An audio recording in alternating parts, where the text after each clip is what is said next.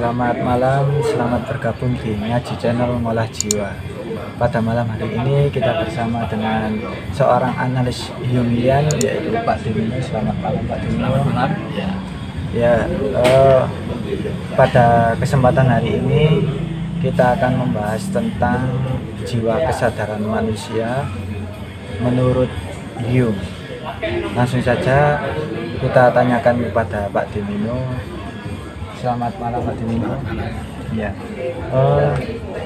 jadi meneruskan pembahasan kemarin, konsep Jung jiwa kesadaran manusia dan pirantinya itu seperti apa? Iya, kesadaran manusia itu kan sentralnya ego. Jadi ego merupakan sentral dari kesadaran di jiwa pertama manusia. Segala kesadaran itu adalah dikaitkan dengan ego, dipahami oleh ego, dan ego ini pusatnya. Ego memiliki 4 piranti. Yang pertama adalah pengindra, bahasa Inggrisnya sensing. Yang kedua adalah pikir atau thinking dalam bahasa Inggris. Yang ketiga adalah rasa atau feeling dalam bahasa Inggris. Yang keempat adalah intuisi, intuition bahasa Inggris. Jadi inilah keempat piranti ego untuk memperlebar kesadaran. Lalu keempat piranti ini apakah masing-masing memiliki fungsi yang berbeda? Ya jelas, karena disebut piranti tentu dia memiliki fungsi. Jadi keempat piranti ini memiliki fungsi yang berbeda. Jadi manusia diberi piranti pertama yaitu sensing atau pengindra. Fungsinya adalah untuk menangkap sesuatu, Jadi dengan indera kita. Contohnya tersenggol api ya, kulit kita merasakan sesuatu yang sedikit menyakitkan. Jadi dia merasakan sesuatu. Nah, yang kedua adalah thinking, berpikir. Jadi pikir itu fungsinya adalah untuk mengidentifikasikan dengan memberi nama. Kalau tadi pengindra tadi merasakan sesuatu, tapi sesuatunya belum diberi nama, cuma sesuatu yang menyakitkan kena api tadi. Tapi dengan thinking, kesadaran memberi tanda, oh itu panas, maka disebut itu panas. Jadi thinking itu memberi nama dari pengalaman yang dicapai. Jadi dia memberi nama. Begitu juga selain memberi nama, dia juga menamai konsep-konsep pikir.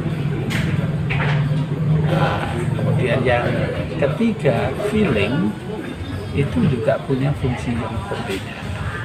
Kalau thinking itu memberi nama, kalau feeling itu apa maknanya? Jadi kalau kita lagi memikirkan sesuatu yang sangat bermakna bagi Anda, itu sudah masuk dalam wilayah feeling. Sedangkan yang keempat adalah intuisi. Jadi kesadaran manusia menangkap suatu ide, tapi tidak tahu dari mana asalnya. Jadi ego menangkap, tapi ini dari mana ide ini? Dia tidak tahu. Yang menurut Jung ini disebut bocoran dari bawah saja. Itu fungsi dari keempat piranti itu. Ya. Jadi kemarin kan sempat ada pembahasan Trusa. Nah ini yang mau saya tanyakan, apakah ketika manusia itu mengedepankan ego akan kehilangan Trusa, atau sebaliknya jika manusia mengedepankan true self akan kehilangan ego. Iya, betul. Jawabannya, kalau seseorang itu mengutamakan ego, mengedepankan ego, tentu dia tidak akan sampai menurunkan jati dirinya atau true self. Karena kalau seseorang itu mengedepankan ego, berarti menganggap bahwa ego itu adalah dirinya, sehingga egonya menggelembung, sehingga tidak mungkin dia akan masuk ke menemukan true self, jati diri. Iya. Berarti ketika seseorang itu mengedepankan true self itu imbang. Kalau mengedepankan true self, ego tidak hilang, cuma ego menjadi bagian dari true self.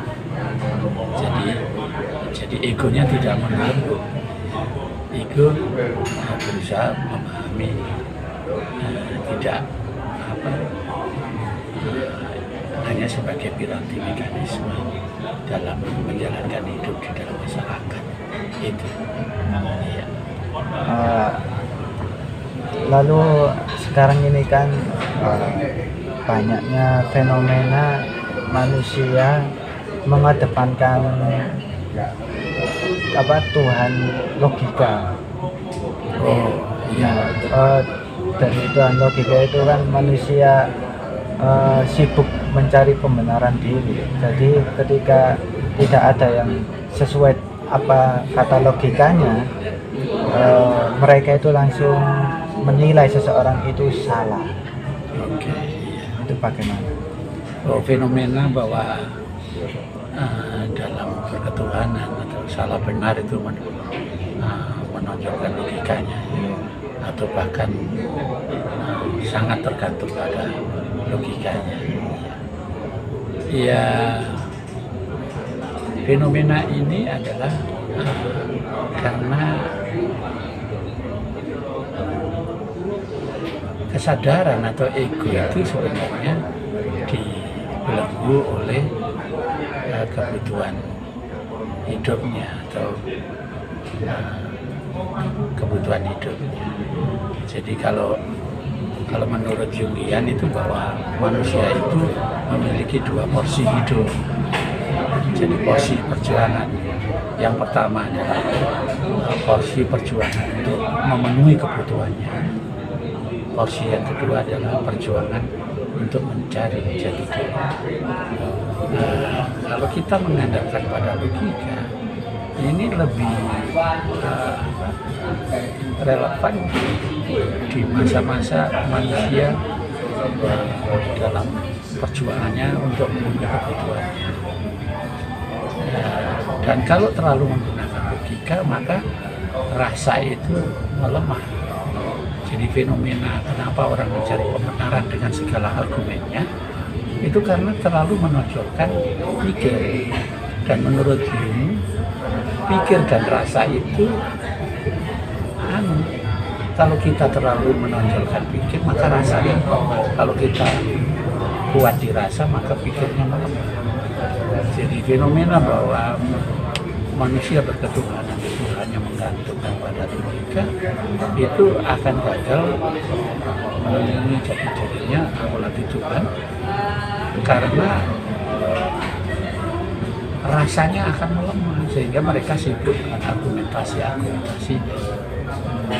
Karena pada hakikatnya manusia tidak bisa sempurna dari masing-masing kemampuan berpikir dan rasanya. Kalau dia rasanya kuat, pikirnya lemah.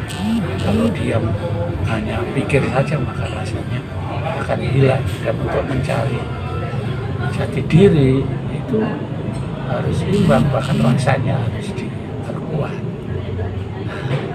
Di situ permasalahannya. Jadi artinya apa? Orang yang berketuhanan menggunakan logika itu sebetulnya masih sibuk di perjuangan mencari dunia, memenuhi kebutuhannya, selain kebutuhan perutnya, kebutuhan emosinya, bahwa setiap manusia ingin dicintai, ingin dihormati, ingin jadi hebat, ingin dilihat orang hebat, semua kan demi orang ini, bukan demi yang sejati kan gitu.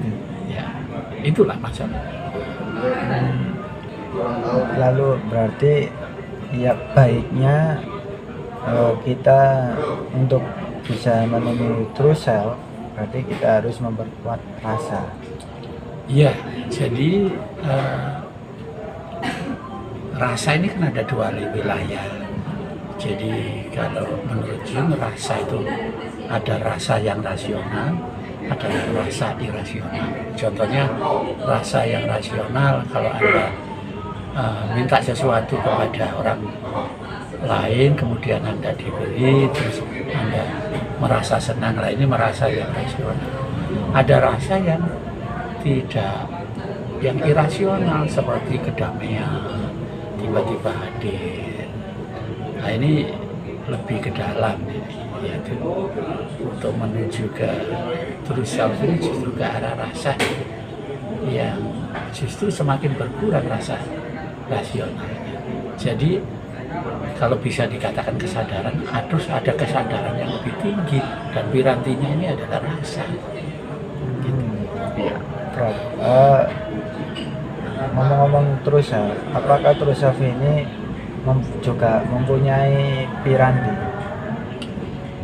True self pirantinya ya misalnya dia menyeimbang. Kalau bukan piranti ya, bisa dikatakan piranti seperti ego ini mekanisme untuk bisa bertahan hidup.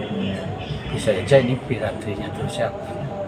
Tapi bawah sadar juga bisa dikenali oleh true self. Dan true self ini akan menyeimbangkan antara jiwa sadar dan jiwa yang tidak sadar ini. Dan sebetulnya jiwa tidak sadar ini jiwa yang unknown, jiwa yang tidak kita ketahui, dan jiwa yang tidak kita sadari. Namanya unknown ya tidak disadari. Hanya kalau kita sudah mencapai pada true self, rasa itu akan menangkap semua isi bawah sadar. Yaitu baik yang bawah sadar yang masuk dalam wilayah personal unconscious atau kolektif unconscious. Pertanyaan terakhir ini yang mungkin sering membuat orang-orang bingung. Kan di TV atau di manapun pasti kita pernah mendengar pikiran bawah sadar. Iya. Pikiran bawah sadar ini termasuk piranti yang mana? Jiwa ketidaksadaran manusia atau jiwa kesadaran manusia? Bawah sadar. Ya, pikiran bawah sadar. Bawah sadar itu sebetulnya itu Freud mengatakan bawah sadar itu adalah dia menyebutnya subconscious. Ya, subconscious itu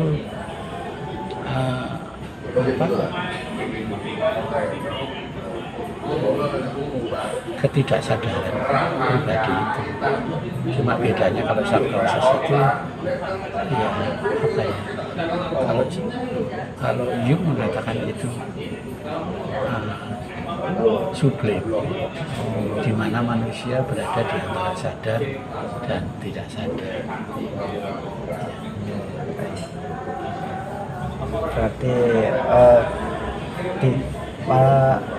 pikiran bawah sadar itu tidak masuk ke wilayah sadar, juga tidak masuk ke wilayah tidak sadar, tapi di tengah-tengah. Dia masuk sublim. Sublim itu adalah, kalau menurut Jung, masih berada di wilayah ketidaksadaran. Tapi ada dua kemarin, sesuatu yang terlupakan tapi bisa diingat kembali, atau sesuatu yang ditekan oleh kesadarannya karena tidak disukai oleh masyarakat. Contohnya perbuatan yang tidak baik akhirnya ditekan, kemudian dia mengendap, tapi dia masih hidup. Kemudian sublim ini sebetulnya Ya, ini informasi dari bawah sadar yang ada yang bisa dimunculkan kembali, ada yang munculnya tiba-tiba. Gitu. Ya, baik. Apa saya paham dan mungkin penonton yang di rumah juga paham tentang konsep kesadaran jiwa manusia menurut diri. Saya rasa cukup. Terima kasih untuk bertanya malam hari ini Pak D. Terima kasih untuk kalian yang sudah menonton. Semoga apa yang kita bahas pada malam hari ini bisa bermanfaat untuk kalian semua.